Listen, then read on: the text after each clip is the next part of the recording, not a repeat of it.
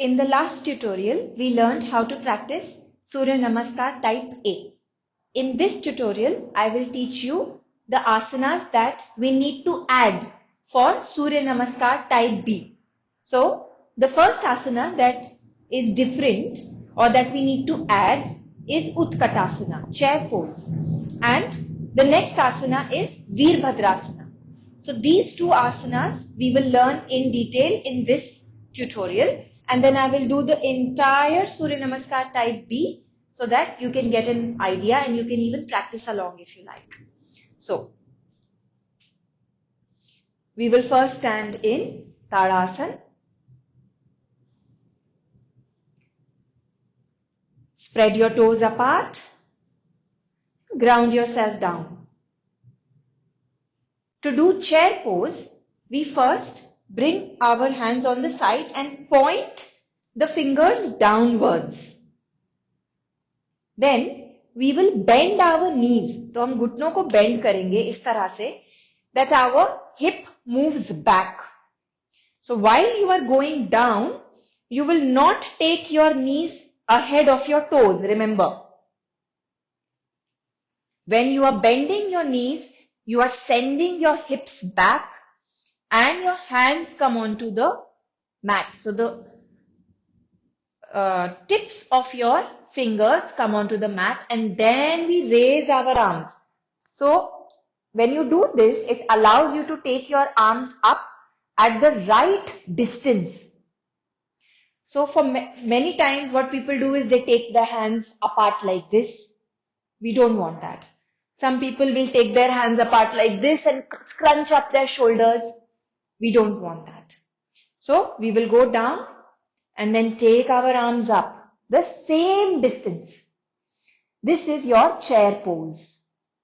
I will show it from the side. Feet are together.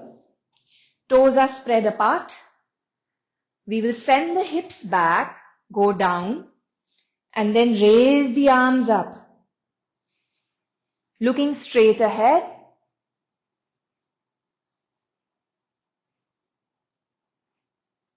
This is your chair pose.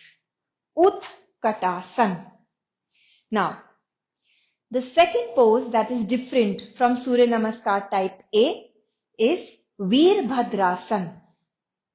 For this, we will place the right foot on the top of the mat and the left foot goes behind. Now, the left heel and the right heel are not in one line. Why? Because we don't stand like this. जब हम खड़े होते हैं हम ऐसे खड़े नहीं होते, हम गिर जाएंगे. हम ऐसे खड़े होते हैं. हमारे our feet are next to each other, not in front of each other. You'll never be able to balance like this. So even in our poses, we will not keep the left foot in just behind the right. It's a little bit on the side and then it goes back. The distance between both the legs is about 3 feet. The left foot, जो हमारा पीछे वाला पैर है, वो 60 degree angle पर रहेगा अंदर की ओर, आगे की ओर. So your left foot or the back foot is at a 60 degree angle. And you bend your right knee so that it comes just above your right heel. Right knee directly above the right heel, perpendicular to the mat. Now, your torso faces towards the front. So, your navel is facing towards the front of the room, towards your knee. तो आपकी जो right knee है वो सामने face कर रही है, आपकी navel भी सामने face कर रही है. Stomach is pulled in. Spine is straight and elongated, and then we will raise the arms up, bringing the hands in prayer. Now you're staying active in your back leg. So the back leg, we have not left it loose. We are staying very active in the back leg. And then we take a breath here. This is Veerbhadrasan 1 and it is a part of your Suryanamaskar type B. Now these are the only two asanas that are different from type A Suryanamaskar. So now we will practice Suryanamaskar type B together. I will show you each asana. We will stand at the top of the mat, ground down, spread the toes apart,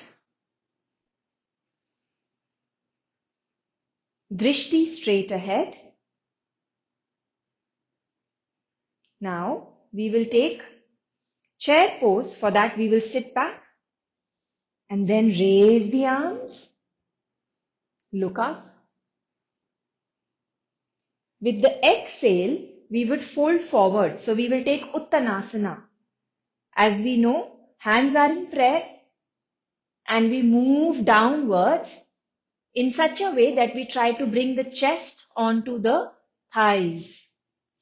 Fingertips come onto the mat and over time you will be able to place your hands right next to your feet and take a forward fold.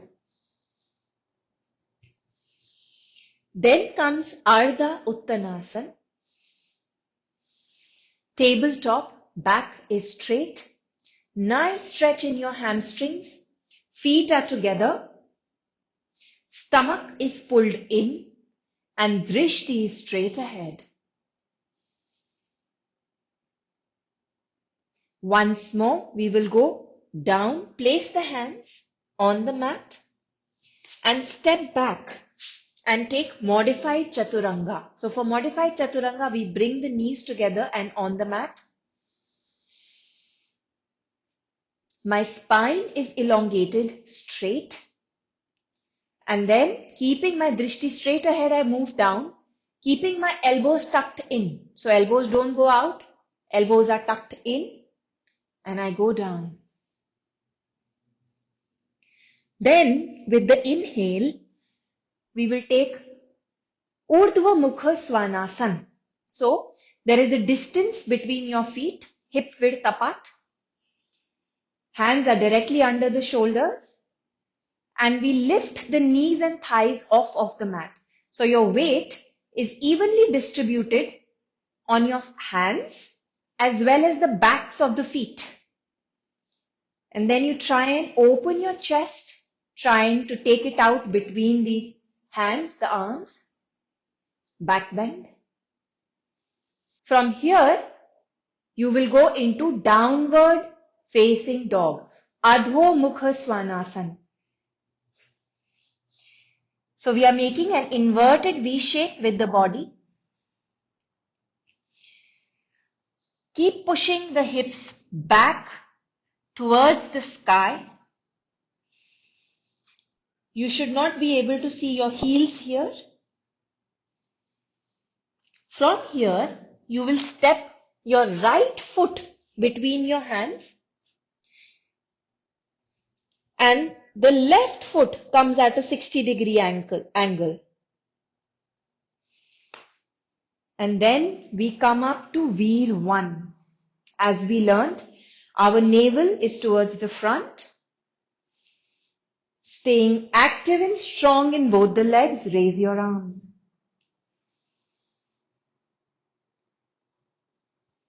With the exhale, we will bring the hands back to the mat, step back, bring the knees on the mat, elongate the spine, and we will once again go down in chaturanga. Navel ko andar ki or tucked in rakhiye. Keep your belly very close to your spine.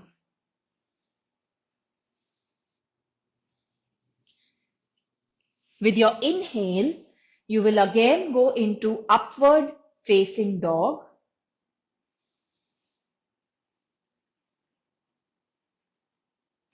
Exhale, downward facing dog. Inhale, left foot will step between your hands. Right foot this time is at a 60-degree angle. And we come up to Veer.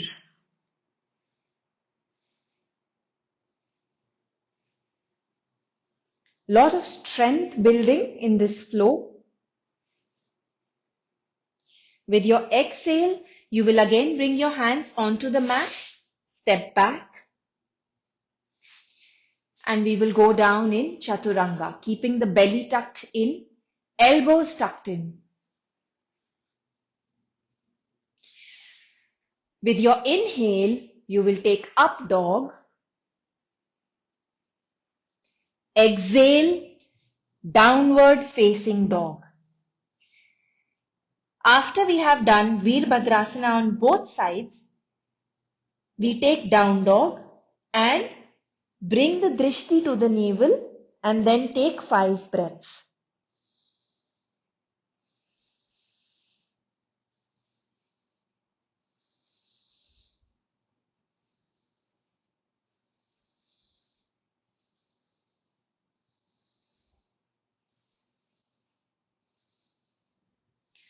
With the next inhale, we step between the hands, take Ardha Uttanasana,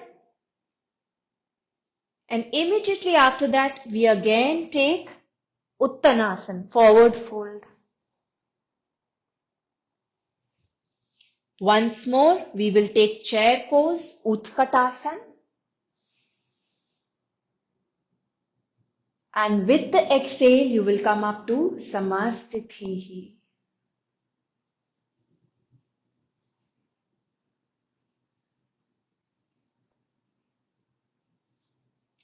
So these are the things that you must keep in mind while practicing Suryanamaskar.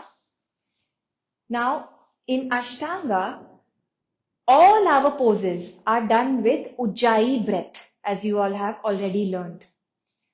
So even while you're doing the Surya Namaskar, the best practice would be to follow Ujjayi breathing. So as you know, Ujjayi breathing is done like we fog a glass. But while fogging a glass, we keep our mouth open. However, in Ujjayi breathing, we will keep the lips sealed and still make a sound while inhalation and exhalation. So it goes something like this.